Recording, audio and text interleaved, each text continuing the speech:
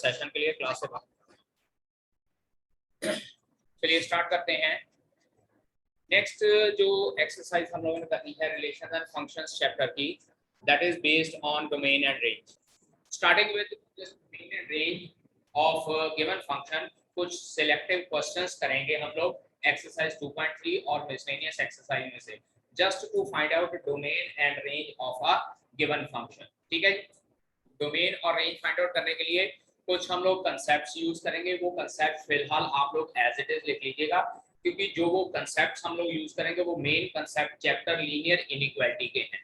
Linear inequality का जो chapter है उसमें हम लोग यूज करते हैं वो कंसेप्ट्स। तो जब हम लोग लीनियर इनइक्वालिटी का चैप्टर स्टार्ट करेंगे तो वो वहां पे मैं कंसेप्ट जो है वो ज्यादा एक्सप्लेनेशन के साथ आप लोगों को बता दूंगा। फिलहाल आप लोग साइड पे वो कंसेप्ट साथ में लिख जरूर लीजिएगा। Now let us discuss exercise 2.3 second question. Fx is equals to exercise 2.3। पहले सेकंड क्वेश्चन डिस्कस करते हैं। सेकंड क्वेश्चन का फर्स्ट पार्ट है fx is equals to modulus x। We need to find out the domain and range of the given function। अब यहाँ पे मैंने पिछले लेक्चर में भी आप लोगों को बताया था कि डोमेन और रेंज के किस तरह से फाइंड आउट करनी है।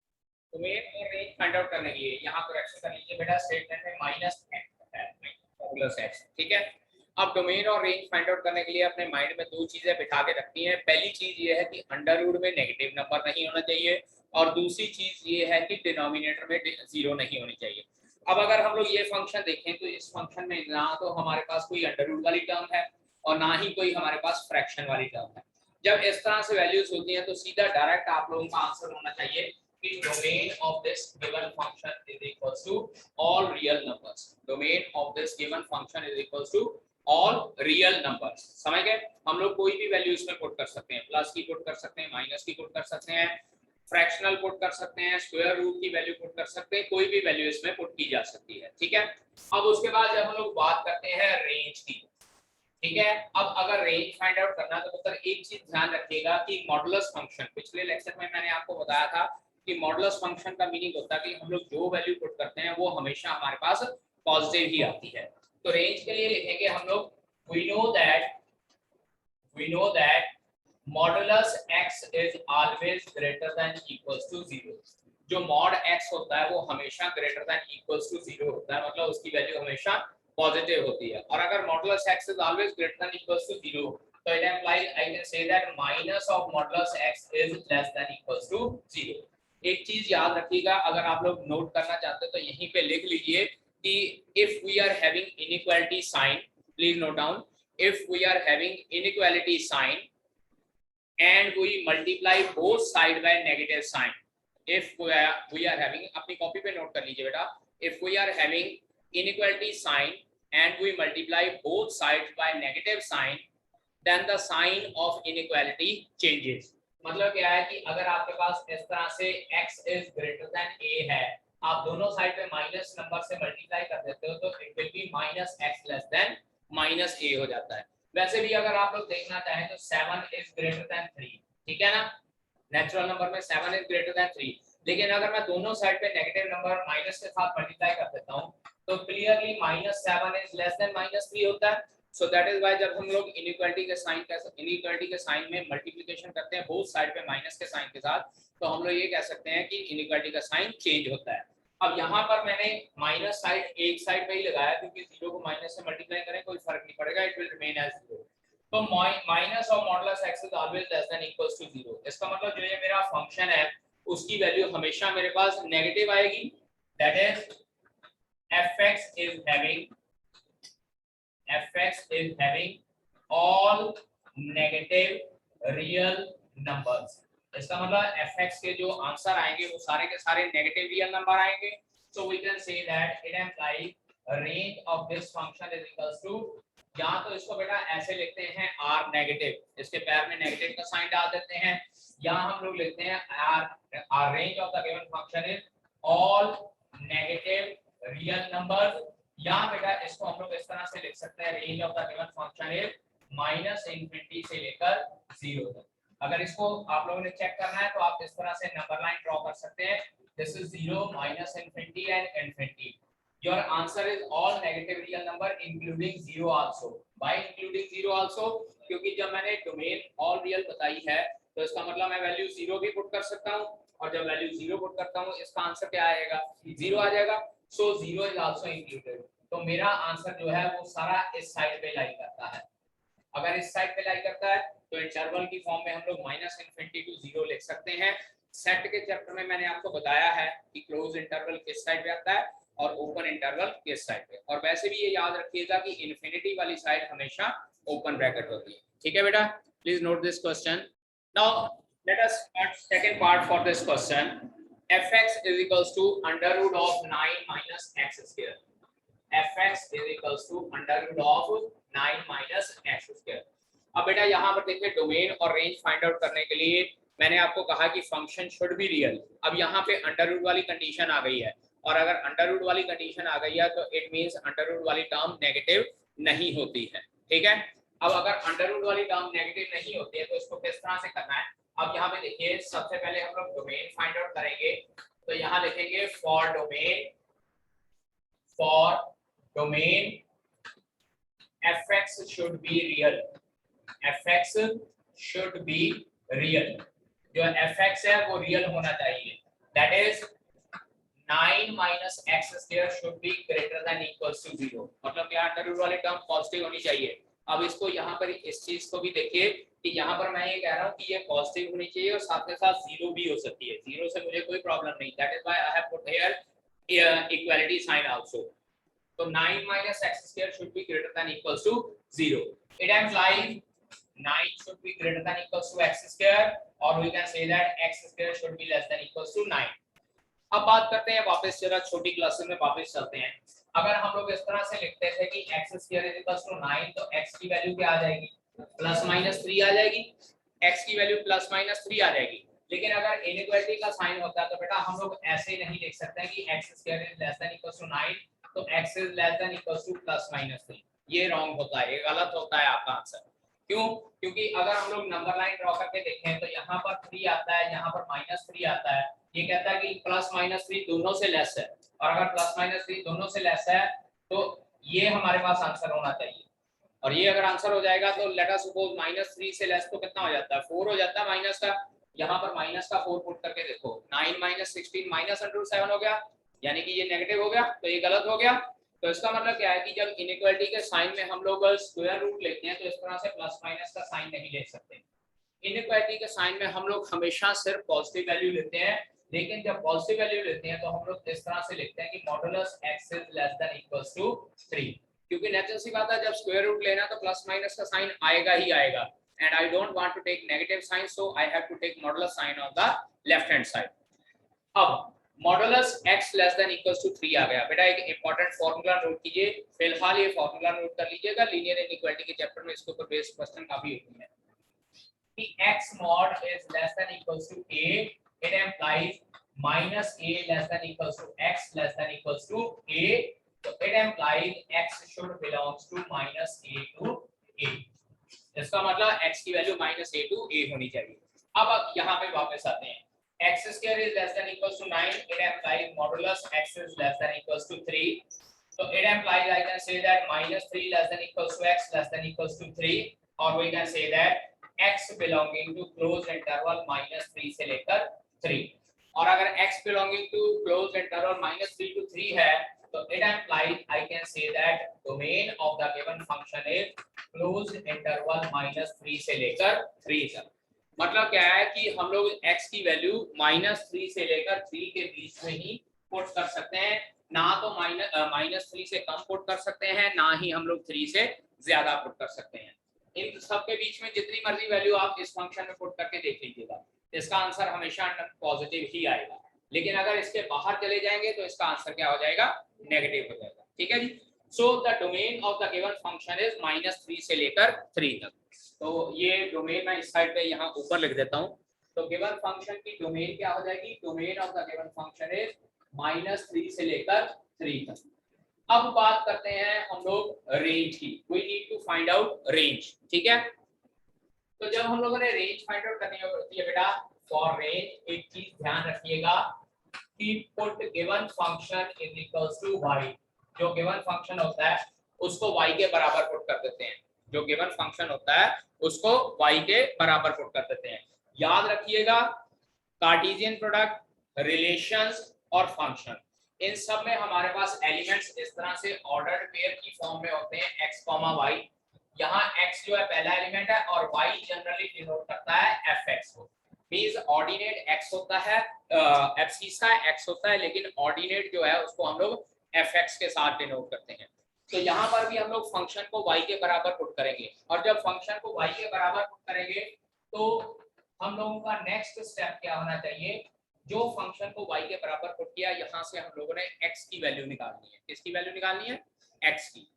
तो अगर x की वैल्यू निकालनी है, मैं क्या करता हूँ, squaring both side, x square इधर जा जाएगा, y स्क्वायर उधर, x square is equals to 9 minus y square. तो x की वैल्यू क्या हो जाएगी, वो कर दी under root of 9 minus y square. और जब आप लोग x की वैल्यू निकालते हो उसके बाद फिर आप लोगों ने रेंज निकालनी होती है। ठीक है, पहले हमारे पास फंक्शन fx होता है, वहां से डोमेन निकालते हैं, लेकिन रेंज निकालने के लिए हम लोगों को x की वैल्यू निकालनी होती है। ठीक है, और अगर x की वैल्यू निकालनी है तो फिर से वही बात आ गई, अंडर रूट वाली टर्म आ गई, तो अंडर रूट वाली टर्म शुड बी पॉजिटिव होनी चाहिए। तो it employees 9 minus y square should be greater than equals to 0, 9 should be greater than equals to y square, or we can say that y square is less than equals to 9, and if y square is less than equals to 9, y modulus is less than equals to 3, और अगर y modulus less than equals to 3 आ गया तो it implies, देखिए बेटा यहाँ पर range should be closed interval -3 से लेकर 3 तक। अब यहाँ ध्यान दीजिए, यहाँ पर मैंने लिखा था therefore domain is equals to -3 to 3, लेकिन यहाँ रेंज लिखते वक्त मैंने वर्ड यूज किया रेंज शुड बी, मतलब क्या कि रेंज -3 से लेकर 3 तक होनी चाहिए। बट अब यहाँ पे देखिए, बट अगर रेंज -3 से लेकर 3 तक हो गई, इसका मतलब इसमें नेगेटिव नंबर भी इन्वॉल्व है, और अगर नेगेटिव नंबर इन्वॉल्व है तो मैंने तो कहा कि अंडर रूट वाली टर्म नेगेटिव नहीं होनी चाहिए, अंडर रूट वाली टर्म नेगेटिव नहीं होनी चाहिए। But y is equals to under root of 9 minus x square should not be negative, और अगर नेगेटिव नहीं है तो जो ये इंटरवल आया इसमें से नेगेटिव नंबर सारे रिमूव कर दीजिए। नेगेटिव नंबर सारे रिमूव कर दिए मतलब क्या आ गया, -3 रिमूव कर दिया, -2 रिमूव कर दिया, -1 रिमूव कर दिया, सारे नेगेटिव नंबर रिमूव कर दिए। It implies range of this given function should be equals to 0 से लेकर 3 तक, यानी कि सिर्फ और सिर्फ पॉजिटिव नंबर। मतलब आप यहाँ पर x की वैल्यू -3 से लेकर 3 के बीच में पुट कर सकते हो, और जितना आंसर आएगा अंडर रूट लेने के बाद आपका आंसर हमेशा 0 से लेकर 3 के बीच में आएगा। मीन्स टू से बात ये होती है कि डोमेन का मतलब होता है कि हम लोग वैल्यू क्या पुट कर सकते हैं, और रेंज का मतलब होता है वैल्यू पुट करने के बाद हमारे पास आंसर क्या आता है। और यहाँ कोऑर्डिनेट सिस्टम में भी हम लोग इसी तरह से लिखते हैं ऑर्डर पेयर में। पहला एलिमेंट क्या होता है, जो वैल्यू हमने पुट की हुई होती है, याद है 10th क्लास में ग्राफ बनाते थे, और दूसरा एलिमेंट क्या होता था, जो वैल्यू पुट करने के बाद हमारे पास आंसर आया होता है। तो यहाँ पे भी वही चीज होती है, डोमेन जो वैल्यू आप पुट कर सकते हैं, और रेंज क्या है जो आपके पास आंसर आना चाहिए। ठीक है, so note down this question. इसके बाद एक आध क्वेश्चन और करते हैं, वो थोड़ा सा डिफरेंट तरीके से करते हैं। Now next question exercise 2.3 fifth question का फर्स्ट पार्ट। अब बेटा यहाँ पे लिखा हुआ find the range of each of the following function. Range कहा है, means to say we are not supposed to find out domain. वैसे भी अगर हम लोग देखें तो यहाँ पर क्वेश्चन में ही आपको डोमेन गिवन भी है। चेक कीजिए, फर्स्ट पार्ट है fx = 2 - 3x for all x belonging to real number. For all x belonging to real number मतलब डोमेन ऑलरेडी आप लोगों को गिवन है रियल नंबर। ठीक है जी, अब यहाँ पे फर्स्ट पार्ट करते हैं fx = 2 - 3x। अभी मैंने आप लोगों को बोला कि जब रेंज फाइंड आउट करनी है तो हम लोग y = fx पुट कर लेते हैं। यहाँ पर y = fx पुट करने की जरूरत नहीं पड़ेगी। नाउ सी y किस तरह से, देखिए बेटा यहाँ पे हम लोग ये कंसीडर कर लेते हैं, we know that अब यार ध्यान दीजिएगा, दो चीजें गिवन है, एक तो x belongs to real number है, साथ के साथ ये भी लिखा हुआ है कि x इज ग्रेटर देन 0। दो चीजें गिवन है, एक है x belongs to real number और साथ के साथ ग्रेटर देन 0। मतलब क्या है, इनडायरेक्टली हम लोग को ये कहा गया है सिर्फ पॉजिटिव रियल नंबर है, और अगर सिर्फ पॉजिटिव रियल नंबर है तो देखिए we know that x is greater than 0 और अगर x ग्रेटर देन 0 है तो इसका मतलब -3x should be less then 0। वही कंसेप्ट आ गया, मैंने नेगेटिव नंबर से दोनों साइड पे क्या कर दिया, मल्टीप्लाई कर दिया। अब इसके बाद it implies 2 - 3x should be less than 2। 9th class याद है कि यूक्लिड में equals are added to equals, remaining are equal, मतलब होल आर इक्वल, वही कुछ कंसेप्ट यहाँ पे लगा रहे हैं। लेफ्ट हैंड साइड पे 2 ऐड किया तो राइट हैंड साइड पे भी 2 ऐड कर लेंगे। मतलब क्या, अब यहाँ पे ये देखिए 2 - 3x मेरे पास किसकी वैल्यू आ गई है, फंक्शन की वैल्यू आ गई है, that is fx is always less than 2। मतलब क्या है कि x की जो मर्जी वैल्यू पुट कर लूंगा उसका आंसर हमेशा 2 से लेस रहेगा। और अगर आंसर हमेशा 2 से लेस रहेगा, so what will be the answer here, minus infinity से लेकर 2 तक। तो it implies range of this function is equals to minus infinity से लेकर 2 तक and open bracket on both side. Open bracket ये इनइक्वालिटी का साइन बता रहा है, इंफिनिटी वाली साइड तो हमेशा ओपन ब्रैकेट रहेगी, लेकिन यहाँ अगर स्ट्रिक्ट इनइक्वालिटी है तो ओपन ब्रैकेट होएगी, अगर स्लैक इनइक्वालिटी मतलब जिसके साथ इक्वालिटी का भी साइन लगा होता है तो हम लोग क्लोज ब्रैकेट डालते हैं। ठीक है जी। So this was the first part जिसमें हम लोगों ने बिना कुछ किए जस्ट अपना मतलब यू कैन से दैट की लॉजिकल थिंकिंग के अकॉर्डिंगली वी कैन प्रूव कि what could be the range of the function. Similarly अब जरा सेकंड पार्ट देखते हैं इसका। Second part fx is equals to x square plus 2। अब यहाँ पे भी आप लोग देखें तो यहाँ लिखा हुआ है x is a real number। अब x is a real number, लेकिन यहाँ पर ये नहीं कहा कि पॉजिटिव है कि नेगेटिव है, मतलब we need to take positive value as well as negative value। लेकिन यहाँ पर देखेंगे तो देखिए we know that, यहाँ पर चलिए मैं लिख लेता हूँ x belongs to real number। we know that बेटा जी x square is always greater than equals to 0। अब यहाँ पे मैंने इक्वल टू का साइन इसलिए डाला है कि अगर x की वैल्यू 0 पुट कर दूंगा तो 0 ही रहेगा, 0 का स्क्वायर 0 रहेगा, प्लस पुट कर दूंगा तो भी पॉजिटिव आंसर आएगा, माइनस पुट कर दूंगा तो भी पॉजिटिव आंसर आएगा। So x square is always greater than equals to 0। तो it implies x square plus 2 should always be greater than equals to 2। तो इसका मतलब क्या हो गया, fx is greater than equals to 2। it implies the range of this function will be closed interval 2 से लेकर infinity, and this is your answer। closed interval 2 to infinity और infinity वाली side open bracket। now let us discuss one question from miscellaneous exercise। इसी तरह से domain और range find out करना है हम लोग। डोमेन और रेंज फाइंड आउट करने के लिए miscellaneous exercise की तरफ चलते हैं। क्वेश्चन नंबर थर्ड क्वेश्चन है। अब क्वेश्चन को अगर ध्यान से देखें वहां पर ये कहा गया है कि find out the domain of the function. Miscellaneous exercise question third, यानी कि इसमें सिर्फ डोमेन फाइंड आउट करनी है। और बेटा एक चीज ध्यान रखिएगा, डोमेन फाइंड आउट करनी है, फंक्शन शुड बी रियल। यहाँ पे लिखा हुआ है fx is equals to x square plus 2x plus 1 और डिनोमिनेटर में हमारे पास है x square minus 8x plus 12। अब बेटा मैंने आपको बताया है डोमेन और रेंज फाइंड आउट करने के लिए डिफरेंट टाइप होते हैं, तो उसके अकॉर्डिंगली डिफरेंट मेथड होते हैं। अब यहाँ पे देखिए इस फंक्शन में हमारे पास न्यूमरेटर और डिनोमिनेटर की फॉर्म है, स्क्वायर रूट वाली फॉर्म नहीं है। अगर न्यूमरेटर और डिनोमिनेटर की फॉर्म है तो मैंने बताया कि denominator should never be equal to 0। तो यहाँ पे क्या करना है, फॉर डोमेन देखिएगा, for domain x square minus 8x plus 12 should not be equals to 0। यानी कि इसकी फैक्टराइजेशन करते हैं, x minus 2 into x minus 6 should not be equals to 0, that is x should not be equals to 2 and x should not be equals to 6। मतलब क्या है कि अगर मैं 2 पुट कर दूंगा तो भी डिनोमिनेटर 0 आ जाएगा, 6 पुट कर दूंगा तो भी डिनोमिनेटर 0 आ जाएगा। मतलब क्या है कि इस फंक्शन में ना तो मैं 2 पुट कर सकता हूं ना मैं 6 पुट कर सकता हूं, इसके अलावा कोई प्रॉब्लम नहीं है। तो अगर इसके अलावा कोई प्रॉब्लम नहीं है तो it implies I can say that domain of this function is all real number except 2, 6।